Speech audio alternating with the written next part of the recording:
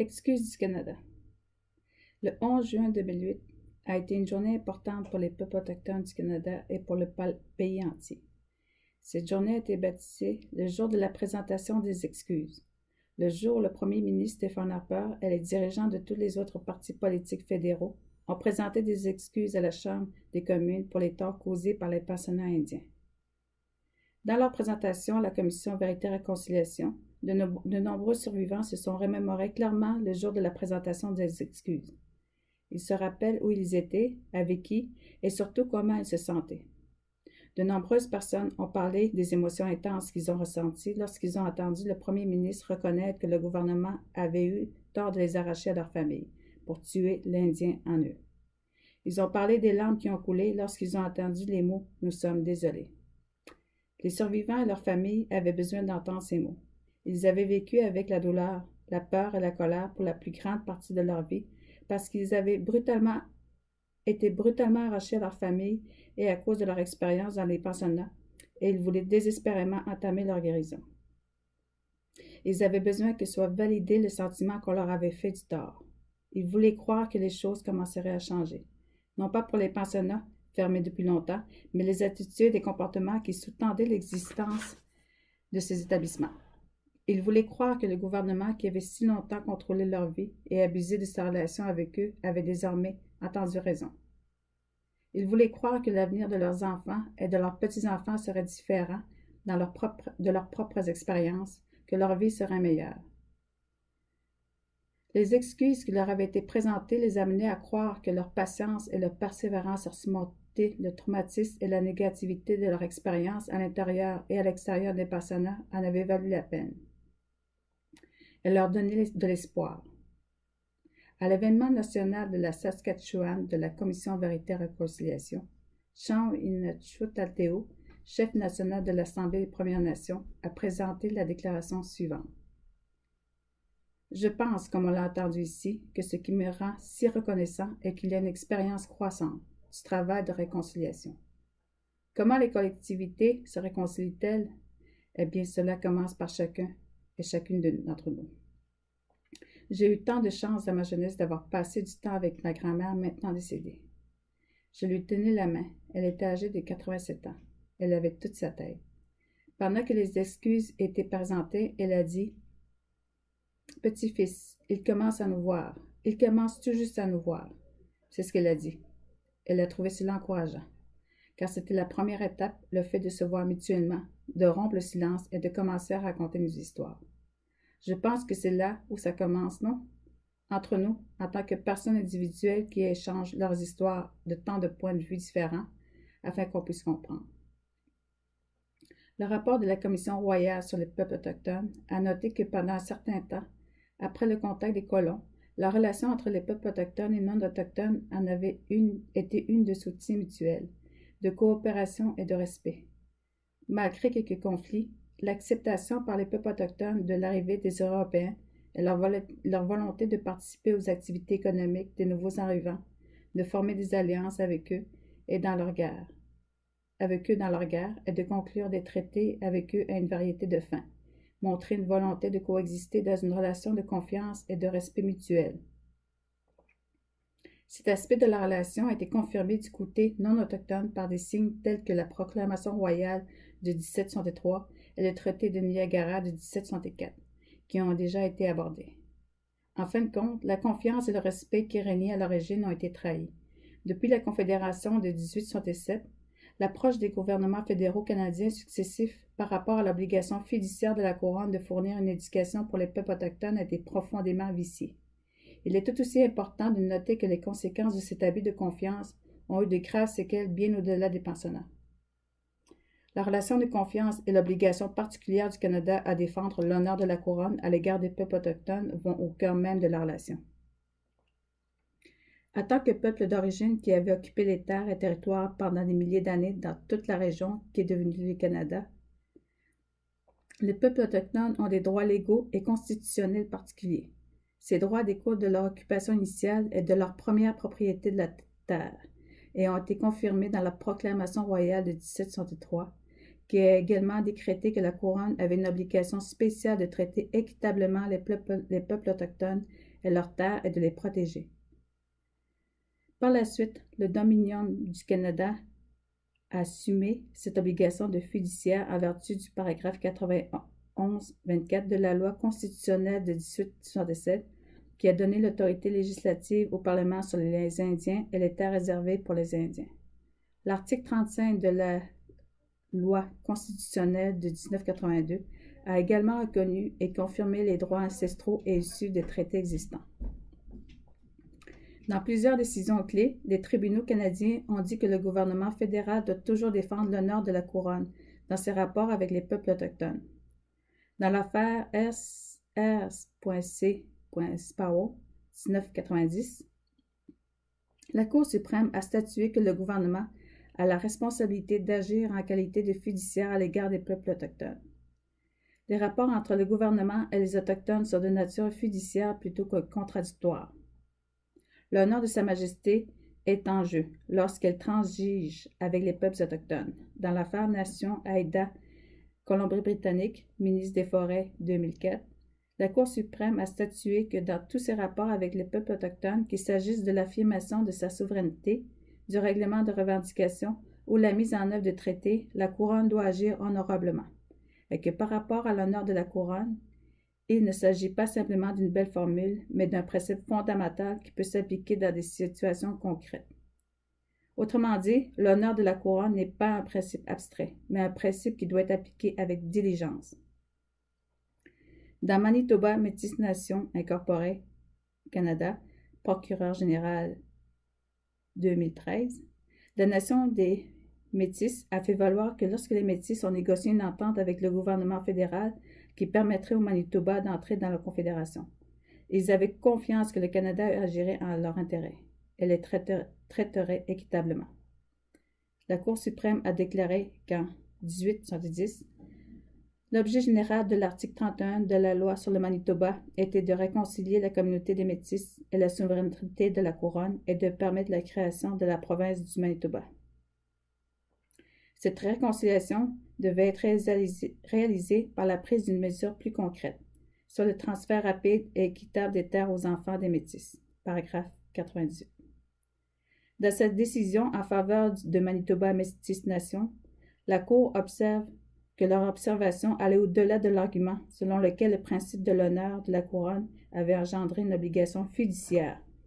Souvent, la question plus large de savoir si la conduite du gouvernement en général respectait le principe de l'honneur de la couronne. Paragraphe 87. D'après la Cour, même si d'après l'article 31, les Métis étaient vus promettre la mise en œuvre des concessions de la façon la plus efficace et équitable possible, cela n'a pas été fait. En fait, cette mise en œuvre a été inefficace et inéquitable.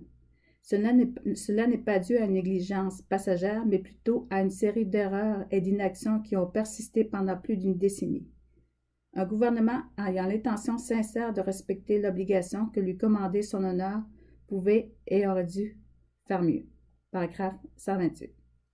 Pour les peuples autochtones aux Premières Nations signataires de traités, l'imposition unilatérale de la loi sur les Indiens, y compris le régime des pensionnats, représente une violation fondamentale des obligations de la couronne, en vertu des traités, de son obligation fiduciaire de traiter avec eux de façon honorable en principe et en pratique.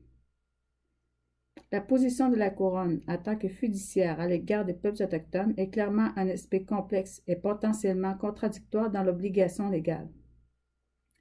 En tant que fiduciaire, la couronne, par l'entremise du gouvernement du Canada, a une obligation légale d'agir dans le meilleur intérêt des peuples autochtones envers lesquels elle a une obligation de fiduciaire.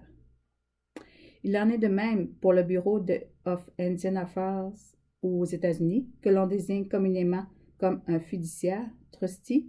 En tant que fiduciaire, le Bureau of Indian Affairs a une obligation semblable à agir dans le meilleur intérêt des Amérindiens et de veiller à ce que d'autres ministères n'agissent pas d'une manière qui contrevienne aux droits et aux intérêts tribaux ou aux obligations légales du gouvernement. Aux États-Unis, les opinions du solliciteur, émises de temps à autre par le département de l'Intérieur qui a autorité sur le Bureau of Indian Affairs, sont utilisées pour donner des directives au gouvernement général ainsi que pour expliquer et justifier les actions de ce dernier. Au Canada, Il faut reconnaître que le ministère fédéral de la Justice a deux rôles importants et potentiellement contradictoires à l'égard des peuples autochtones.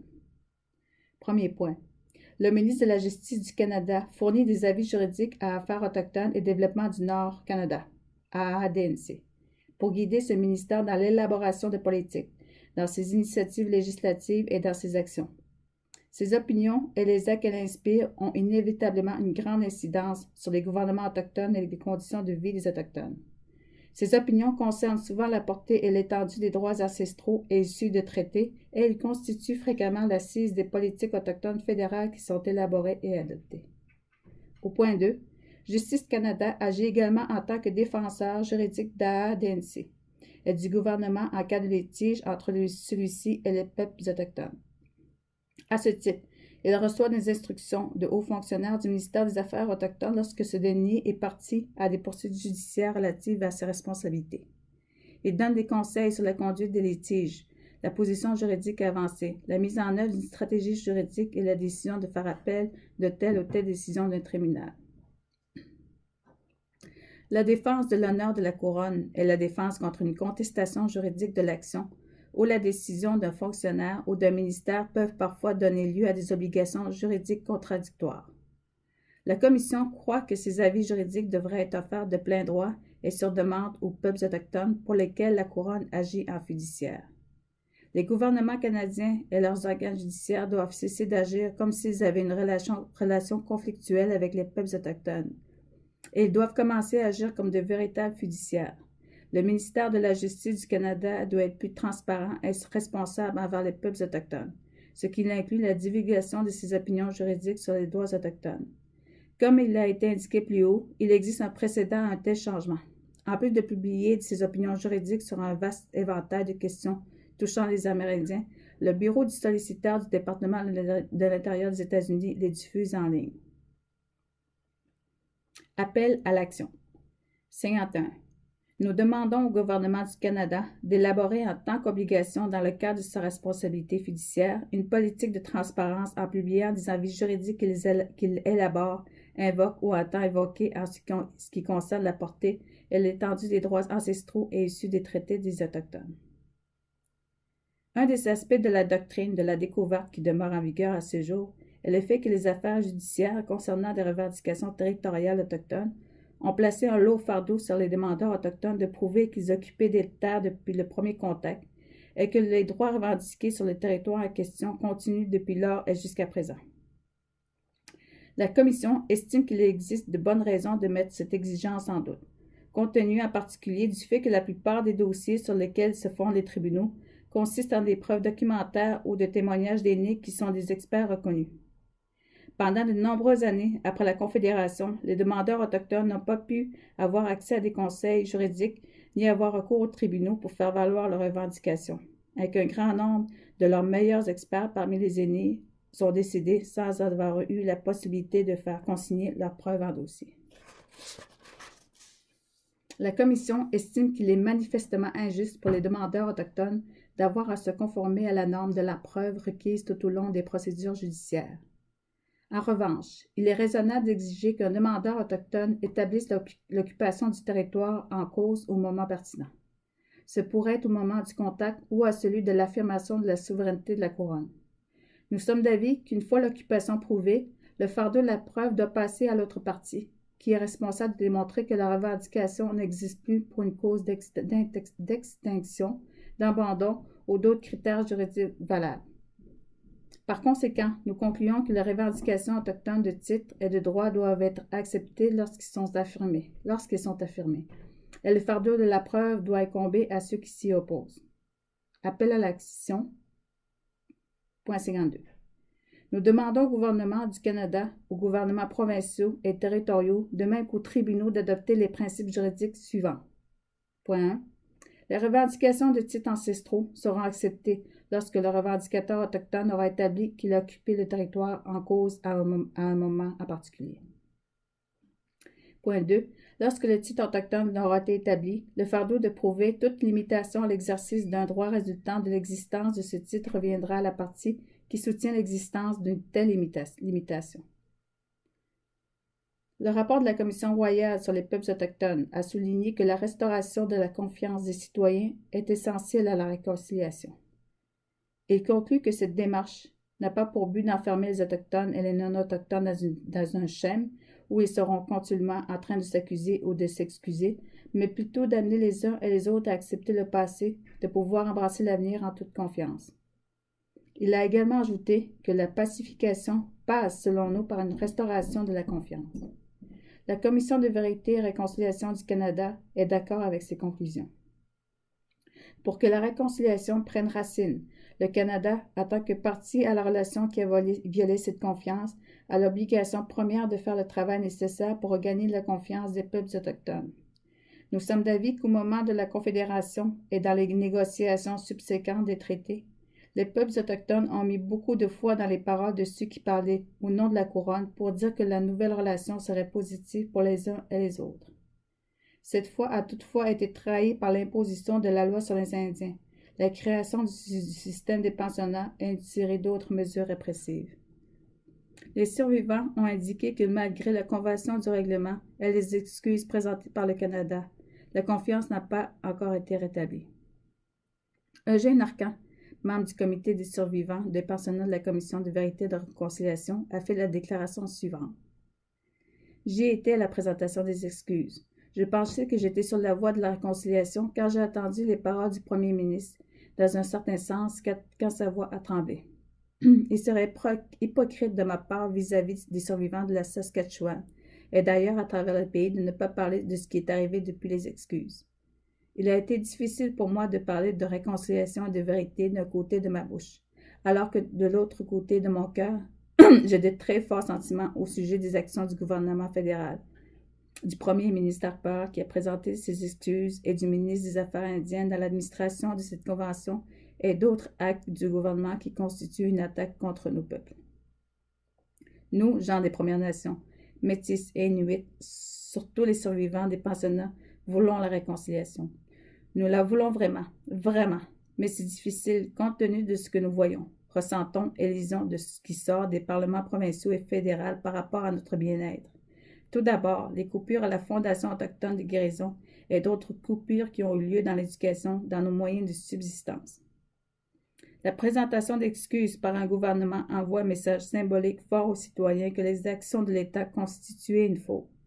Aussi importantes fussent-elles, les excuses du Canada n'ont pas tiré un trait sur le passé. Elles ont créé une ouverture pour que les Canadiens entament un dialogue national sur le rétablissement d'une place juste et légitime pour les peuples autochtones au sein du Canada. En faisant le point sur la situation dans les années subséquentes aux excuses, les dirigeants autochtones ont parlé d'un fossé entre le langage inspirant des excuses et les réalités auxquelles continuent d'être confrontés les peuples autochtones du Canada. La réconciliation ne se fera que si l'on comble ce fossé. Prenant la parole devant le Sénat le 11 juin 2009, premier anniversaire des excuses présentées par le Canada, Phil Fontaine, chef national de l'Assemblée des Premières Nations, qui est aussi un survivant, a fait la déclaration suivante. Dans le contexte faisant suite aux excuses, l'honneur de l'État doit constituer un élément crucial d'une nouvelle relation dans laquelle les obligations juridiques sont respectées avec vigilance. Les Premières Nations sont consultées avec vigilance. Leurs besoins pris en compte pour les questions liées à leur vie et leur droit à un consentement préalable, libre et éclairé est respecté. Il doit être bien clair que les membres des Premières Nations tiennent profondément au respect des droits de la personne, notamment ceux des femmes dans les réserves, des enfants, des familles et enfin des collectivités. Les principes de la réconciliation tels le respect mutuel, la coexistence, l'équité, le dialogue positif et la reconnaissance mutuelle ne sont pas des mots creux. Ces principes parlent de mesures positives, des mesures qui donnent une forme et une expression aux éléments matériels, politiques et juridiques de la réconciliation.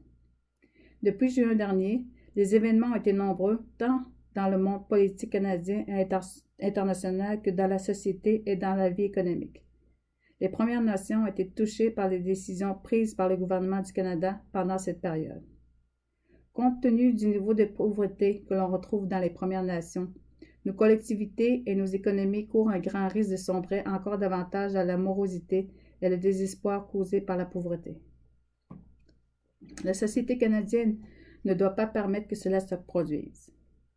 Pour que ce partenariat entre tous les partenaires fondateurs de la Fédération fonctionne, la relation doit aussi s'appuyer sur le partage des responsabilités et la reddition des comptes.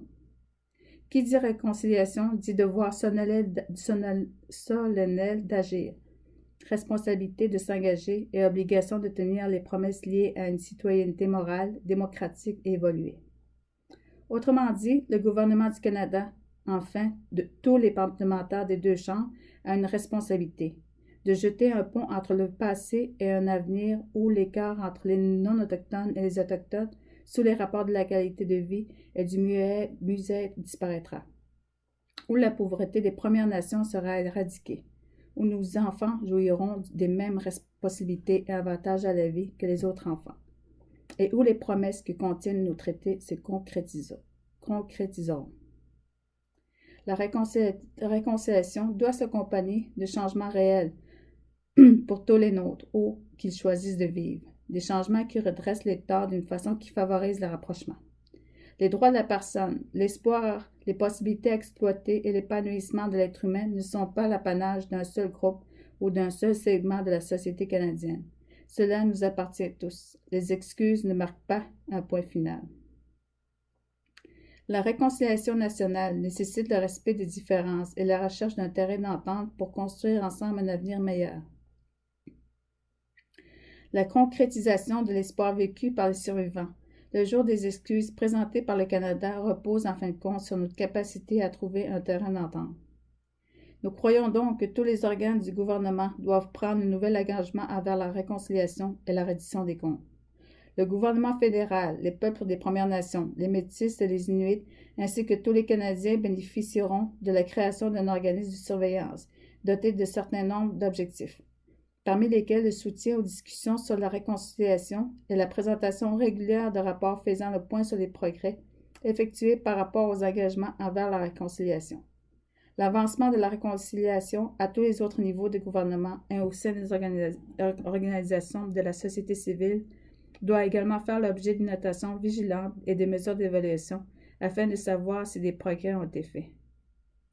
En matière d'éducation publique, il sera important de veiller à ce que tous les Canadiens disposent des ressources pédagogiques et des outils pratiques nécessaires pour faire avancer la réconciliation.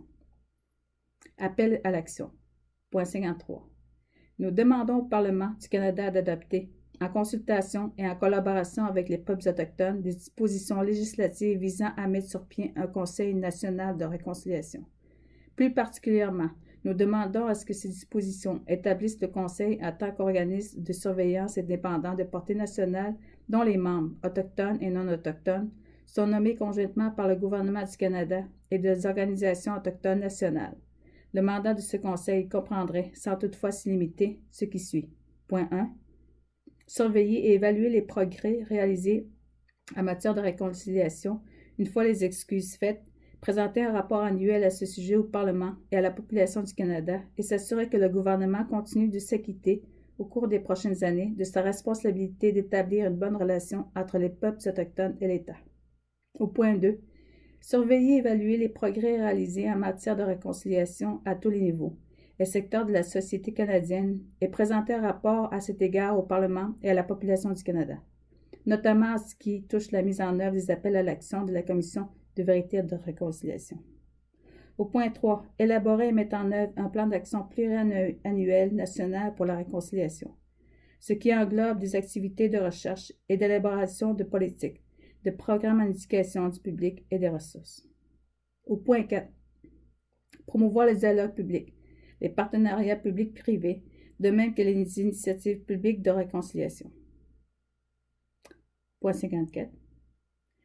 Nous demandons au gouvernement du Canada de fournir un financement pluriannuel pour les besoins du Conseil national de réconciliation qui sera créé afin de s'assurer qu'il dispose des ressources humaines, financières et techniques nécessaires pour mener ses travaux, y compris la dotation d'une fiducie de la réconciliation nationale pour faire avancer le dossier de la réconciliation. Point 55. Nous demandons à tous les ordres du gouvernement de fournir des comptes rendus annuels aux toutes données récentes que demande le Conseil national de réconciliation afin de permettre à celui-ci de présenter des rapports sur les progrès réalisés en vue de la réconciliation. L'information ainsi communiquée comprendrait sans toutefois s'y limiter. Au point 1. Le nombre d'enfants autochtones pris en charge, y compris les enfants métis et inuits, par comparaison avec les enfants non autochtones. Les motifs de la prise en charge d'enfants par l'État, ainsi que les dépenses totales engagées pour les besoins des services et de prévention et de nature, autres offerts par les organismes de protection de l'enfance. Au point 2. Une comparaison en ce qui touche le financement destiné à l'éducation des enfants des Premières Nations dans les réserves et à l'extérieur de celles-ci. Point 3. Une comparaison sur les plans de niveau de scolarisation et du revenu entre les collectivités autochtones et les collectivités non autochtones du Canada. Point 4.